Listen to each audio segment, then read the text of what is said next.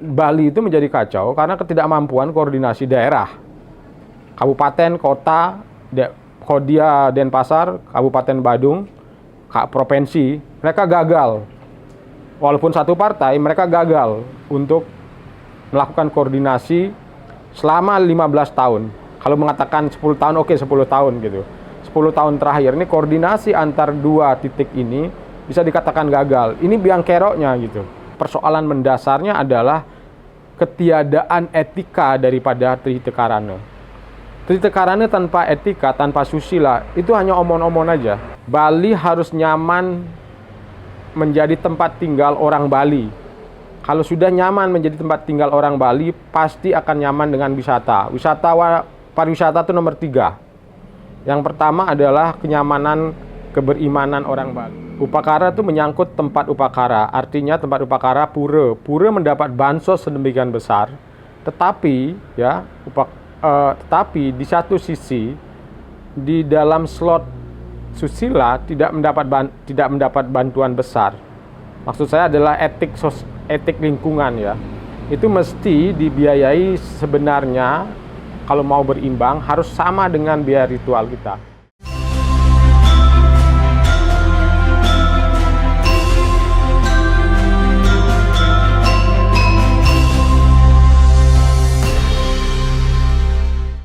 Cara berpikir orang Bali itu jelas membagi 3 ranah. 1 tatua, susila, dan upakara begitu ya. Kalau kita lihat ini upakara di Bali sudah demikian meriahnya ya. Kemudian menjadi pertanyaan susila dan tatua, susila, upakara. Tatua. Kalau tatua ya, ini artinya adalah bagaimana secara filosofis kita melihat Bali. Dan susila itu etik.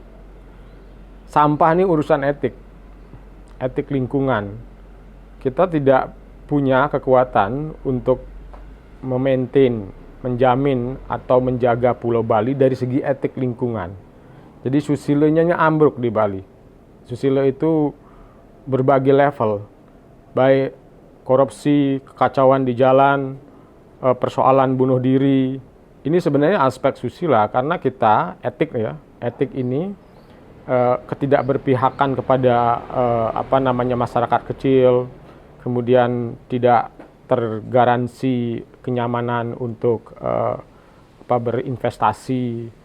Dan sampah adalah persoalan susila. Di susila, tatua, upakara begitu. Susila ini etik lingkungan kita. Kita lihat sekarang juga di Bali, kenapa menjadi rumit? Karena etik lingkungan ini tidak dibiayai dengan baik. Yang dibiayai secara massal itu adalah upakara. Upakara itu menyangkut tempat upakara, artinya tempat upakara pura. Pura mendapat bansos sedemikian besar, tetapi tetapi di satu sisi di dalam slot susila tidak mendapat bantuan besar. Maksud saya adalah etik lingkungan ya. Itu mesti dibiayai sebenarnya kalau mau berimbang harus sama dengan biaya ritual kita. 1 miliar biaya ritual di pura atau rehab pura atau bansos memperbaiki pura, maka semestinya 1 miliar untuk etik lingkungan begitu. Harus ada perimbangan. Sehingga nanti sampah pura itu nggak jadi masalah, itu direcah jadi 3. Nah kalau kita kebetulan orang Bali kan sudah memakai Trihita Karana itu, dari besaran budget di Bali, dari yang kita lihat ya, Palemahan, Pawongan, sama Parayangan. Budget Parayangan besar sekali dibandingkan budget daripada untuk memperbaiki Palemahan, lingkungan. Kita lihat proyek terakhir Besakih. Besakih sudah sangat bagus. Tentu akan bagus sekali kalau ratusan miliar itu juga disapih itu maksudnya diperuntukkan ke 3 wilayah ini begitu. Jadi penataan itu tidak hanya penataan Merunya, tetapi bagaimana sistem sampah Besakih. sampai hari ini Parayangan kita, jangan kita tidak usah ngomong Suwung dulu ya, yang aman-aman saja. Besakih memaintain sampah itu dari besaran budget kemarin direnovasi itu tidak tercermin. Di sana ada 3 pembagian ini. Jadi ada lingkungan, lingkungan ini etik sebenarnya susila, wilayah susila. Kemudian ada kemanusiaan ya, atau pawongan. Kemudian Parayangan. Parayangan ini di mana-mana biayanya paling tinggi. Kami ya, kita juga orang Bali tentu senang, tetapi kenapa pura-pura itu selalu sampahnya berserakan? Karena pembiayaan tidak dibagi ke dalam aspek palemahan. Di pariwisata buat kita adalah bonus ya, bonus daripada kebudayaan. Jadi bukan kita mengejar pariwisata, tapi kita sebenarnya di Bali adalah mendapat bonus akibat kita berkebudayaan. Oleh karena itu, saya bukan orang yang memikirkan Bali sebagai objek budaya, bukan. Bali harus nyaman menjadi tempat tinggal orang Bali. Kalau sudah nyaman menjadi tempat tinggal orang Bali, pasti akan nyaman dengan wisata. Pariwisata itu nomor 3. Yang pertama adalah kenyamanan keberimanan orang Bali. Yang kedua adalah kenyamanan orang Bali di dunia sosial. Ketiga baru ngomong tentang berjualan. Jadi levelnya, layeringnya seperti itu. Kue lapisnya seperti itu. Lapis terdalam, nyaman tidak orang Bali secara batinnya spiritual. Kedua, nyaman tidak orang Bali secara sosial. Itu di Pawongan. Kemudian nyaman tidak ketika berbisnis di dunia lingkungan dalam aspek pengelolaan tata kelola, sampah, kemudian lalu lintas, airport dan sebagainya. Saya meletakkan itu di pelemahan dan memang begitu sistemnya. Oleh karena itu budgeting yang di gubernur, di Kabupaten Badung, di Denpasar itu tidak tercermin pembagian Trihita Karana itu. Jadi kalau bisa dikatakan Trihita Karana hanyalah slogan, bukan hanyalah slogan, tapi tidak dipahami sebagai konsep budgeting. Anggaran itu tidak mencerminkan Trihita Karana. Karena itu kekacauan muncul. Nah, oleh karena itu tentu saya tidak hanya memberikan kritik atau komentar, tetapi satu cara berpikir bahwa kita perlu menganggarkan pulau ini berdasarkan Trihita Karana itu sendiri kalau mau. Ya, karena yang dihadapi adalah persoalan palemahan paling banyak. Kenapa palemahan atau lingkungan tidak menjabat budget seperti di Parayangan? Kalau di Pawongan itu unsur pendidikan, unsur kemudian ruang-ruang di pedesaan itu sudah mencukupi, tapi palemahan artinya yang di luar daripada pura dan hunian pedesaan itu, di mana ada Pawongan ya. Pawongan kita letakkan sebagai secara spasial itu adalah landscape desa. Desanya sudah tertata, tapi kemana buang sampah? Nah itu mesti dipikirkan ya. Oleh karena itu bansos atau bantuan-bantuan ini yang selama saya mengamati anggaran, bukan hanya mengamati, tetapi saya saya sampai hari ini masih tetap ikut dari tahun 2004 ya, ikut dalam kegiatan-kegiatan yang namanya Asosiasi DPRD. Menjadi fasilitator, menjadi narasumber sesekali, kemudian mengamati pergerakan anggaran. 30 tahun Bali tidak mencerminkan keberpihakan pada susila etika lingkungan. Tidak mencerminkan keberpihakan pada palemahan ya. Dan juga Pawongan lemah sekali di titik itu. Jadi pulau ini terlalu berat ya. Karena apa? Karena salah budgeting dan salah memikirkan. Mindsetnya itu selalu di Parayangan yang diutamakan. Padahal Parayangan itu adalah kakinya adalah palemahan ya. Jadi kalau di luar daripada Besakih tiba-tiba kacau dengan sampahnya atau trafiknya ini, itu palemahan dan Pawongannya. Hari ini Besakih masih tertatih-tatih kalau ada odalan bagaimana ngurus sampah. Artinya Parayangan yang bagus, tapi palemahannya tidak ada ditata. Kalau kita pergi ke airport ya, atau ke Denpasar. Hari ini itu airport di beautifikasi, Nusa Penida, Nusa Dua di beautifikasi, jalan tol kalau pejabat dirapikan, tapi tidak bisa menyembunyikan yang namanya sampah suwung ya. Itu artinya apa? Di pelemahan itu kelemahan totalnya Bali. Kita mesti budgeting sekarang dibalik. Karena pura-pura di Bali semua sudah bagus rata-rata ya. Saya hampir tidak melihat ada satu pura pun, mohon maaf kalau ada silakan itu ya. Pasti ada budget. Itu sekarang mesti dibalik karena fenomenanya adalah kerusakan lingkungan yang terbesar, pelemahan yang terbesar, pawongan angka bunuh diri mesti jadi prioritas kalau tidak mau memasukkan ke pelemahan. Jadi demikian hal-hal untuk mengintegrasikan kekuatan tiga ini tadi saya sebutkan karena itu beririsan sebenarnya. Isi daripada pelemahan, pawongan dan juga parayangan itu adalah tatua susila upekara begitu. Ini yang dilupakan. Ideologi daripada ketiganya itu adalah kekuatan etik kemanusiaan kita. Kemanusiaan kita berhubungan dengan alam namanya etika lingkungan. Etika kita bersentuhan dengan orang-orang baik internasional atau nyama beraya itu adalah etika susila panyamebrayan. Kemudian etika kita dalam merawat aspek-aspek suci seperti hutan, sungai, yang semua titik-titik suci atau kawasan suci, itu adalah etika kita dalam memahami persoalan palemahan dan pawongan begitu. Nah, ini yang saya pikir persoalan mendasarnya adalah ketiadaan etika daripada Trihita Karana. Trihita Karana tanpa etika, tanpa susila, itu hanya omong-omong aja. Trihita Karana tanpa kekuatan untuk memahami budgeting anggaran ya, itu hanya akan menjadi Trihita Karana yang tidak ada di rel yang setara di dalam keseimbangan. Oleh karena itu bahaya Bali yang dihadapi sekarang adalah ketidakjelasan menganggarkan ya dari semua level dari desa, kemudian kabupaten, provinsi. Karena kita lihat perilaku tidak etikal itu ada di anggaran. Ya.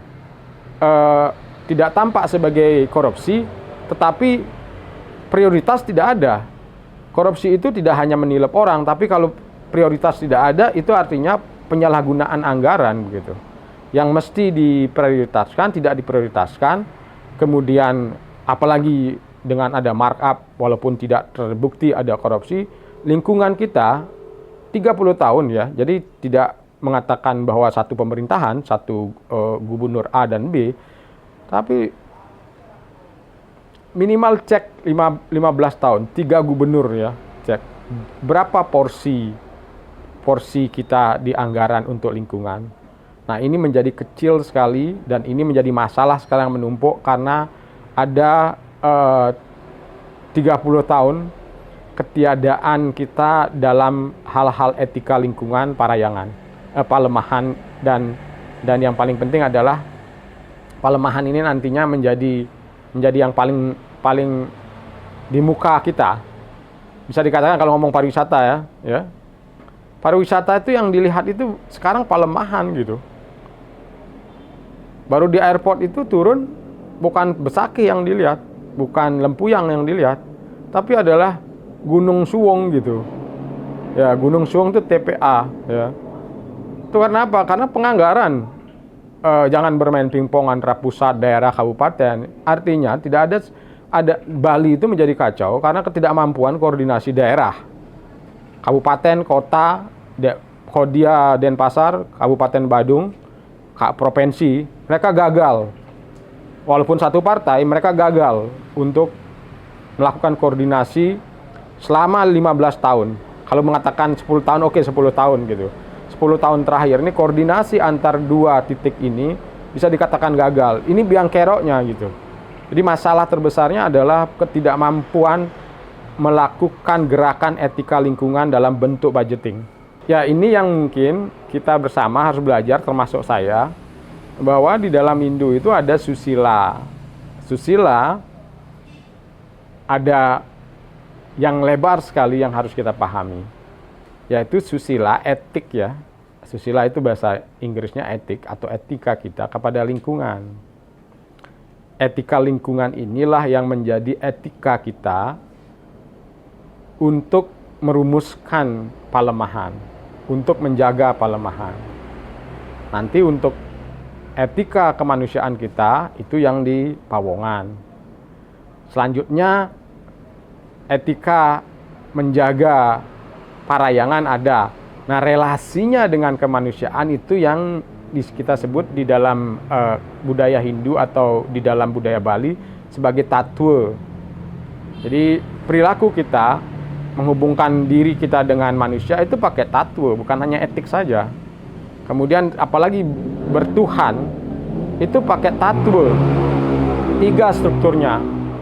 Di Parayangan itu ada di wilayah Parayangan yang diperlukan adalah upekara, ya, tatwa dan etika. Jadi tidak ada upakara yang tidak dilandasi oleh etika. Tidak ada upakara yang tidak dilandasi oleh tatwa. Itu terintegrasi di Parayangan. Nah, ini yang jelas-jelas diturunkan. Implementasinya, Trihita Karana kenapa gagal? Karena gagal memahami ya. Trihita Karana jika tanpa pemahaman susila tatwa upakara, maka Trihita Karana ini adalah Trihita Karana yang lobang, yang bolong. Karena etika susila yang mendasari tindakan-tindakan di Pawongan, di Palemahan, dan di Parayangan. Di Palemahan, di Parayangan, itu selalu ada 3 unsur ini. Nah, bentuk upekara daripada di Pawongan itu jelas. Itu adalah bagaimana nyomia atau menghilangkan sampah itu. Menghilangkan sampah dengan cara upekara, ya, cara berpikir upekara apa? Di-recycle, dijadikan energi, disomia gitu. Ini filosofi daripada palemahan atau lingkungan adalah 3 ini bisa diterapkan. Napi upekaranya begitu. Upekara itu adalah bagaimana usaha kita dengan mengolah itu, menyomia itu. Somia itu artinya mengembalikan kembali ke unsurnya sehingga manfaat, tidak menjadi letah. Sehingga suwung itu pun harus ada 3 aspek. Sampah itu mesti didekati dalam 3 aspek itu. Bagaimana aspek etika kita terhadap lingkungan, ya. Kedua, kalau di tatwa, bagaimana cara kita, cara filosofis meletakkan sampah itu. Sampah tidak mungkin dikirim ke wilayah-wilayah suci. Itu perlu filosofi. Jadi kalau sudah tepat tidak mengirim ke Bangli, karena itu udah Bangli itu di atas hulu segara giri, ya, hulu teben gitu. Sampah secara filosofis memang harus diletakkan di teben, di kaki, ya. Kemudian nanti hutan itu di atas, di hulu itu harus diproteksi. Sehingga demikian di semua aspek Palemahan, Pawongan, dan Parayangan ini yang mesti menjadi penting dikaji, didekati secara serius. Yang menjadi penting untuk kita generasi muda atau yang lebih muda daripada saya memikirkan aspek budgeting, aspek anggaran daripada daerah dalam 3 kerangka pikir. Anggarkan Palemahan, anggarkan Pawongan, anggarkan Parayangan. Nah, di semua ini dipakai cara berpikir 3 tadi. 1, etika, susila. Kemudian tatwa, filosofinya apa? Ngurus Pawongan, Palemahan itu harus ada filosofinya. Sampah itu di mana ditempatkan, di tebe, di belakang rumah, atau kita buatkan tidak di Parayangan atau di hulu begitu. Kemudian juga yang Palemahan ini, Pawongan ini juga dipikirkan. Karena aspek upacara selalu ada di 3 tataran ini. Aspek tatwa selalu menjadi pertimbangan untuk mengurus 3 bagian ini. Dan aspek etika menjadi dasar. Jadi ada etika Palemahan, etika Pawongan, etika Parayangan. Itu susilanya. Ada juga filsafat. Nah, kalau kita terjemahkan tatwa itu adalah filsafat. filsafat lingkungan, filsafat kemanusiaan, dan filsafat ketuhanan. Kalau kita lihat yang sekarang upekara ya, yang ketiga, upekara di Palemahan, upekara di Pawongan, di kemanusiaan, dan upekara di Parayangan. Ini mesti diintegrasikan sekali lagi. Kalau pulau ini mau beres, tercermin anggarannya membela ketiga lini tersebut dengan bijak dan bersih. Etikanya jelas, filosofinya jelas, upekaranya jelas.